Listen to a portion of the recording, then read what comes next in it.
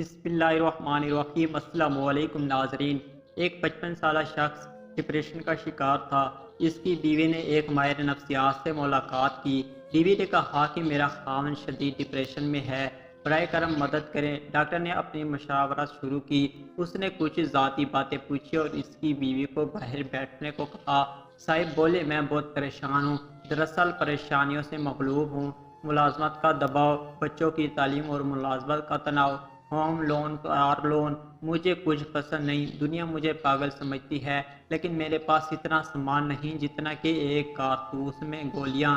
میں بہت اداس اور پریشان ہوں۔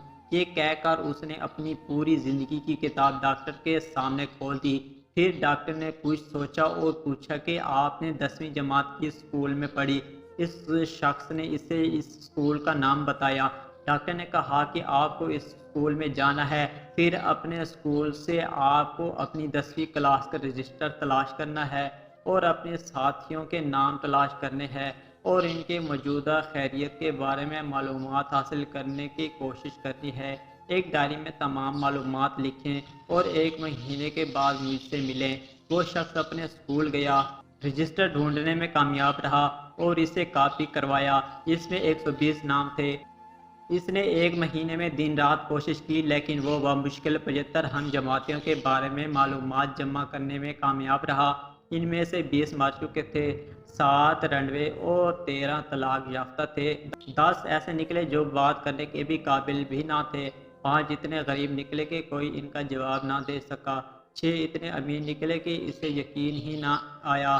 کچھ کینسر میں مبتلا تھے، کچھ فالج، کچھ دمہ یا دل کے مریض تھے۔ کچھ لوگ بستر پر تھے جن کے ہاتھ، ٹانگ یا ریڑھ کی ہڈی میں چوٹیں آئی تھیں۔ کچھ کے بچے پاگل، آوارہ یا بیکار نکلے۔ ایک جیل میں تھا۔ ایک شخص 2 طلاق کے بعد تیسری شادی کی تلاش میں تھا۔ 1 ماہ کے اندر 10ویں جماعت کا رجسٹر اذیت بیان کر رہا تھا۔ ڈاکٹر نے پوچھا، اب بتاؤ تمہارا ڈپریشن کیسا ہے؟